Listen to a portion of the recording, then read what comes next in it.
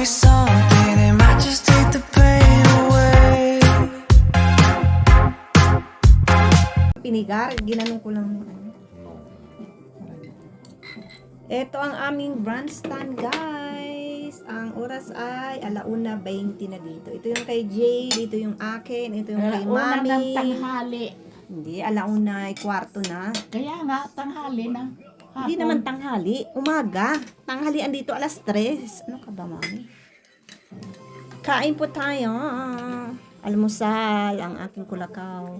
Kasi maalat yung kakainin namin. Dagdagan mo yung busis. Naku.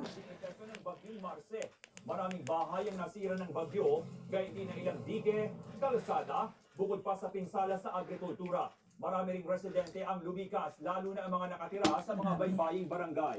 Sa ngayon, patuloy pang assessment ng lokal na Meron din kaming sumo, narangka, ang pagdedeklara ng state of Orange emergency juice. ay para mas mabilis tapos ang meron paglaban kaming para itlog, agad na mga lubos na ham sa at apekto ng keso. bagyo. Maglalagay ako ng Sa mayonnaise. Isabela, aabot na sa halos kalahating bilyong piso ang halaga ng iniwang pinsala sa agrikultura ng sunod-sunod na bagyo. Ayon sa Department of Agriculture, sa bigas pa lang, mahigit 336 million pesos na ang pinsalang naitala. Iba pa ang pinsala sa mais, kasama at iba pang high-value crops. Posible umanong tumaas ang nasabing halaga habang paparating ang mga datos mula sa iba't ibang mga bayan. Isa sa mga lugar na matinding sinalanta ng nagdaang bagyo, ang bayan ng Aparis sa Cagayan. Nakuha na naman ng drone ni Bayan Patroller Bryden J. Balayan ang sitwasyon doon itong Biyernes ng umaga. May mga natanggal na yero, nagbagsak ang mga puno, nagkalat na mga karatula, mga bahay na nawalan ng Ganyan bubong, sa Pilipinas, at mga Nixon. poste Kaya ng walang tubig asenso. Kasi Dagdag pa niya, trahedya, wala trahedya, pa rin trahedya. sa bayan hanggang ngayon. Prioridad umano ng mga residente ang paglilinis at pagkukumpuni ng mga nasirang gamit at pagsasaayos ng kanilang bahay.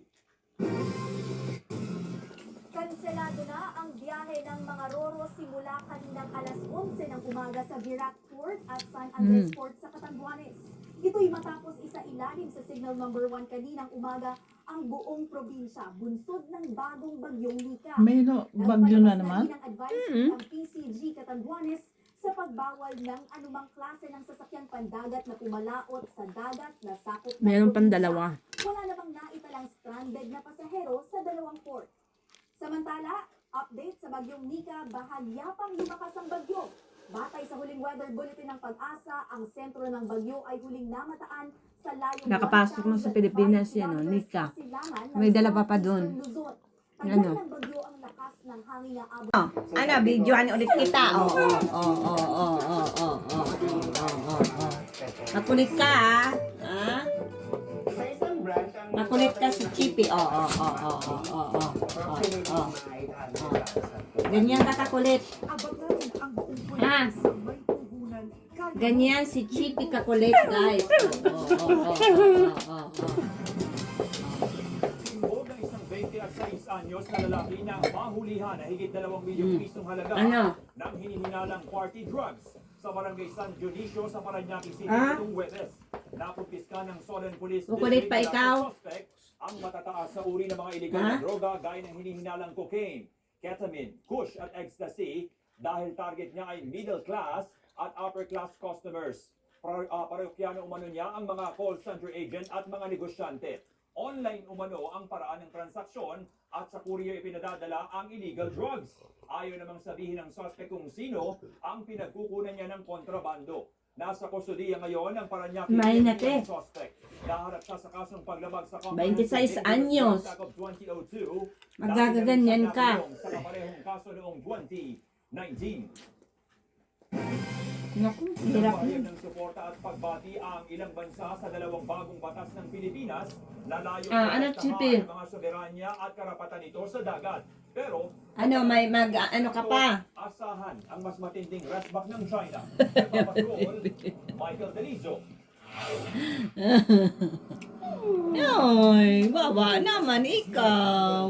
Ay. Batas Nangihingi ng mami. Pilipinas para protektahan ang karapatan sa maritime zones sea lanes at air routes ng Ang bansa. chipi-chipi, Pero ang isang international tuti-tuti, Spanish expert, tuti. Pero tama lang naman anya ang ginawa ng Pilipinas na naayon sa international law.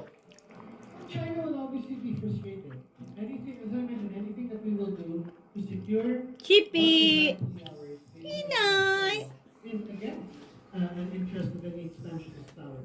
Ilang oras lang natapos pirmahan ni Pangulong Ferdinand Marcos Jr. ang Republic Act 12064 o Philippine Maritime Zones Act at Republic Act 12065 Archipelagic Sea Lanes Act na hawak ng Chinese Foreign Ministry si Ambassador Jaime Flor Cruz para iparating nila ang pagtutol dito ng Beijing. Hinimok ng China ang Pilipinas na tigilan ang mga aksyon na maaring magpalala umano ng hidwaan at komplikasyon sa sitwasyon. May karapatan din umano silang Okay, magsagawa ng Chipi. kaukulang hakbang kaugnay nito. Ang makulit na chipi! Ang makulit na chipi!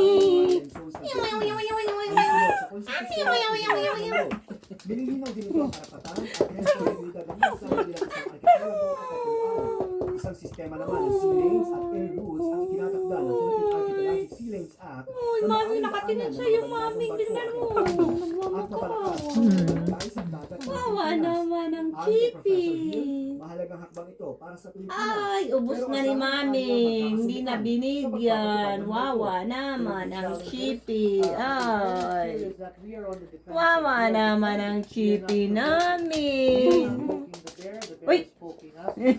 Ay, tingnan mo. Inaano niya yung paa niya. Bigyan mo daw siya, Mami.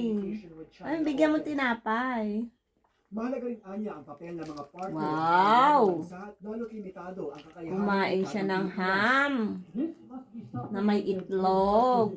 the terror Wow! more robustly with our partners. Sarap naman ng kain naman ng chipi. Sa pahayag ng Oy! iginiit itong naayon ang mga ito Chipi. sa 1982 Law Chipi. Convention o UNCLOS. Ay, ang chipi namin na maganda. Amerika ang liderato ng Pilipinas sa pagtataguyod ng international law sa South Chipi! Nanawagan din ito sa lahat ng bansa na iayon din dito ang kanilang maritime claims. Hinati rin ni Australian Ambassador to the Philippines, HKU, ang mga bagong batas ng Pilipinas. Ayon kay National Security Advisor Eduardo Año at Ang National chipi Maritime Council, maganda. ang Ay, posisyon ng Pilipinas chipi. na pangalagaan ang teritoryo at Chipi. soberanya, jurisdiksyon at karapatan ng bansa, pati na ang yamang dagat nito. Ay, salud. Makikipagtulungan sa mga kaukulang stakeholders Yung para buntot mapatupad ito. chipi, tingnan mo. Michael Delizo, ABS-CBN. EBS-CBN News. Atensyon mga 18! Palabas na sa ilang sinihan simula ngayong Sabado ang short film ni Pablo na may pamagat na una.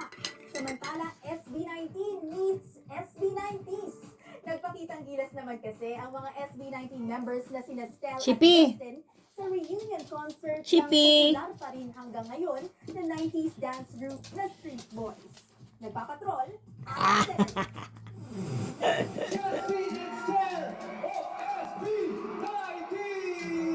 SB90 Street Boys versus SB19 members Stel and Justin. Ang pagsasama sa entablado ng iconic Gagaling nila Decade sumayaw. 90 at ng icons ng bagong henerasyon ang ilan sa di malilimutang pakulo ng Street Boys reunion concert. Bago po magkaroon ng SB19, syempre nandito yung mga totoong idol natin lahat. Street Boys everyone, palakpakan naman natin! Maraming salamat po. This is a fortunate opportunity. Chippy! Sila yung nag-reach out sa amin, gumawa ng paraan, kahit hindi sila kumpleto, makapag-guest lang. Badang 90s man o Gen Z na iparamdam ng naging isang miyembro ang 90s vibes nang binalikan ang mga sayaw na pasikat nila doon. Kasama ang guest performers at fans ng grupo tulad ni Crizel. There are iconic dancers in the Philippines. Inarte ka, lalambing nga, naglalambing si Chipping, gwapa. Naglalambing ang bebe ko, nagsiselos kay Martina. Uy, tawag ka ikaw ni Nixon. Tapos na si Martina? Hindi pa nilalabas. Eh, nakaano sa bahay niya. Kasi na normalize. Naiinip na sa kaantay.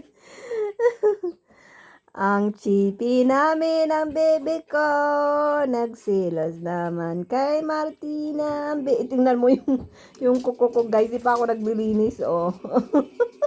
Nagluto ako. Ganyan ang trabahadora, wag na kayo magreklamo. Dahil kung hindi ako trabahadora, hindi yan madumi. O, di ba? Kaya lang masipag ako, kaya madumi yung kuko ko at yung kamay ko. Ganyan lang yan. Dahil kung hindi ako masipag, di ba? Di malinis siya. Lagi yan anong tawag doon? Manicure. Manicure. Pedicure. Kaya lang ganyan talaga ako, guys. Responsabling tao. Pag responsabling tao, madumi ang kuko. Charot. Trabahadora. Diba? Kaya, ganyan. Para marami kayong pera. Diba? Ganyan ang gawin nyo. Yan, ganyan ha. Ganyan para marami kayong pera.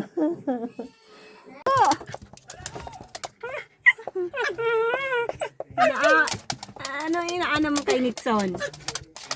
Ha?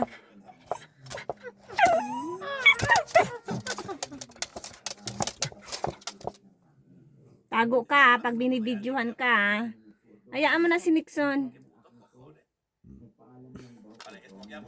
Chippy. Diyan Nixon. Diyan Nixon.